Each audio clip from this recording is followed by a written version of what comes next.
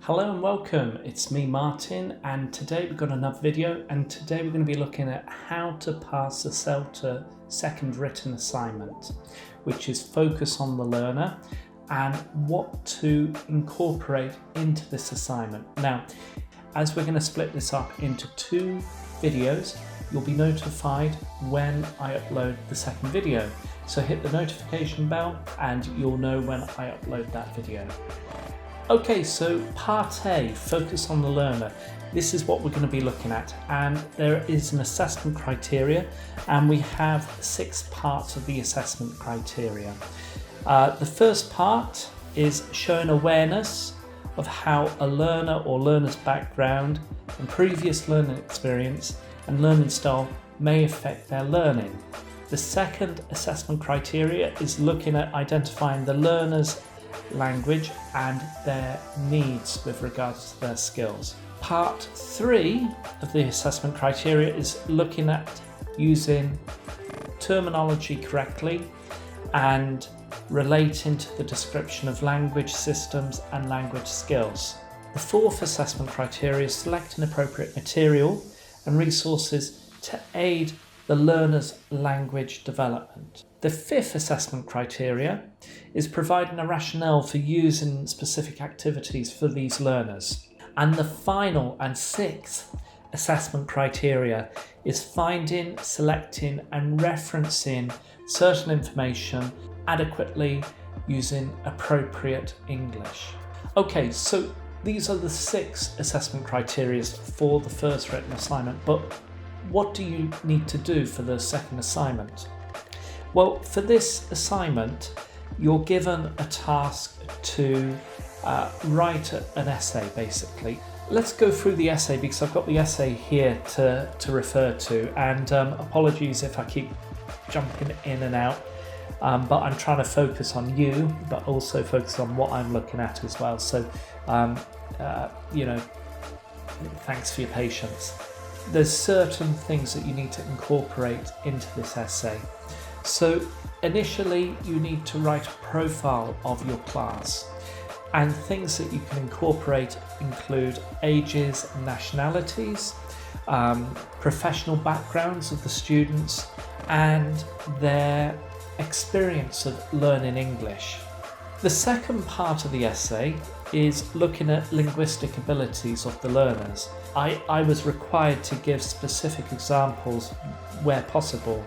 So I'm looking at grammar, vocabulary, pronunciation, and I also have to look at the 4 skills of English: reading, writing, speaking and listening. So it's best to break it down part by part. Ask yourself about the grammar and the ability of the learner's grammar. Look at vocabulary and try and see if there's any gaps within their vocabulary. With regards to pronunciation, you can refer to expected issues with pronunciation. So if you have a particular nationality, so for me it was Korean, I was expecting issues with regards to possible consonant clusters, issues with adding vowels at the end of consonants, and also issues with regards to F and V and B and P and T and D and TH sounds, and all these issues that after a bit of experience you'll start to recognise quite quickly. With reading, writing, speaking and listening, this is really important. You need to look at your observations of trainees teaching, but don't look at just the trainees. This is where I had issues. I was looking at what the trainees were doing rather than looking at what the learners were doing, and I would recommend, now this is my best tip, try and keep a pen and a notepad to hand so that you can write down examples of issues with regards to reading. Was there a particular issue that you could refer to within this assignment? What about writing? Is there a particular issue with regards to writing? Are there common errors that the students are making? So make notes, it's really, really important, and I would recommend that you do this as much as possible, because when it comes to this assignment, you need to refer to specific examples within your class and within the experience of your class. So is vital, vital, vital. So that's my best tip for you. Keep a notebook and keep a pen at hand whilst you're not teaching. Obviously, you're going to be looking at specific areas during the CELTA course, but when it comes to the learners, you have to keep an eye on what the learners are doing and any issues that you could incorporate, or any strengths for that matter, that you can incorporate into this written assignment. Regarding profile of students and linguistic abilities, that's that. The third part was the motivation and reasons for learning English, and obviously within the first couple of lessons you're going to be getting to know the students. The tutors may recommend that you hand out a questionnaire for the students to complete, and this questionnaire will help you with this part, the motivations and reasons for learning English. And if you have a good questionnaire, you can then answer this question quite easily. The reasons that I had with regards to this was future English examinations, finding friendship, also getting that job promotion, using English when they travel, various things like that. The fourth part of this task was apparent learning styles and preferences. Now, you have to look at learning styles of students, and if you're in a multinational classroom during your CELTA course, certain nationalities or certain students will have a way of learning English and a way of doing things, and it's really important that you understand how students are learning English. Have a look whilst students are completing tasks or during lessons whilst you're not teaching. Try and make a note of particular students that have a particular learning style, whether it's kinesthetic, learning with the hands, whether it's audiolingual whilst they're, learning with their ears or producing something. How many times do they have to listen to something until they can repeat it, drilling, or various other learning styles. Okay, so within my assignment for this part, I recommended that students were learning via kinesthetic means, and it was suggested within a particular reference or reading that I did that writing or drawing would help as memory aids. Also, using projects and demonstrations, this would also help students. I also realised that the learners were quite analytical. They wanted to know why certain things were done in a certain way, and they were analysing the grammar and comparing it to their own grammar. The final part of this task is suggesting areas where you would focus on future lessons and trying to give examples of materials and activities to work on these areas.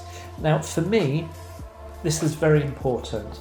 You have to combine everything that you've included up to that point and put it in here. And for me, again, just like the previous video that I showed you, the first written assignment, I failed this. So try to expand on what you're using and ask yourself, why am I using this material and how would it benefit the students? And you need to try and be specific with regards to some recommendations you're making, and if I have a look here, my tutors put how would this help, it was like fluency discussions, how would that help the students, using authentic materials. How would you use them? Can you be specific? So I need to provide examples, more examples. And again, there's another note here. Again, this is too vague, so I was rather vague. Which writing tasks? So I was looking at writing tasks and improve their production skills. And what kind of role play? I recommended a role play. So the tutor was saying, you need to be more specific. Listen to the tutors. I keep going on about this, but you need to listen to the tutors, and this will help you when it comes to passing the second written assignment. Okay, but that's the first part. Okay,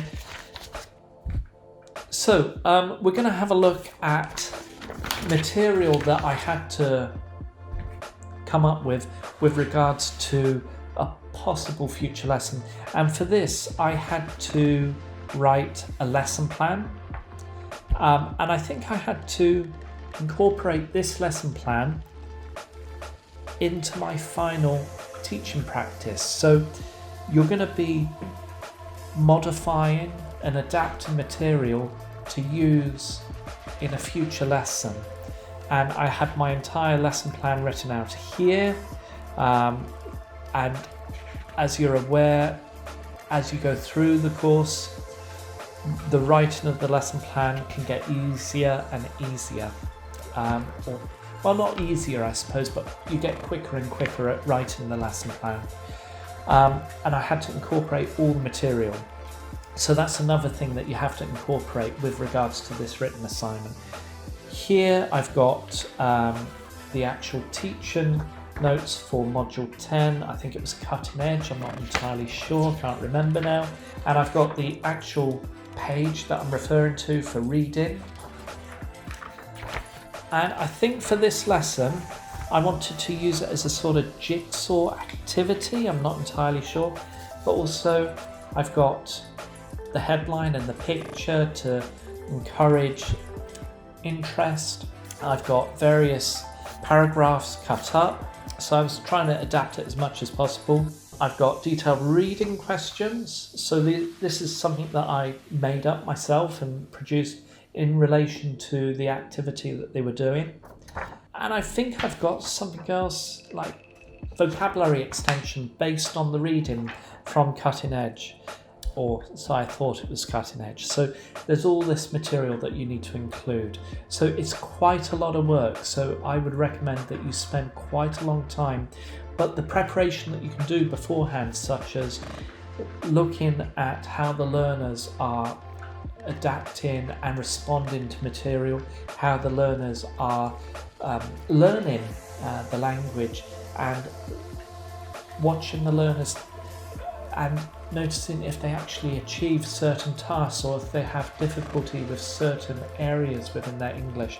It's so important to put that preparation in because that will help you. Anyhow, I hope you enjoyed the video. If you did, please hit the subscribe button and hit the notification bell. Hit the like button, and if you have any questions, comment below, that would be great. I'll be happy to answer any of your questions that you have.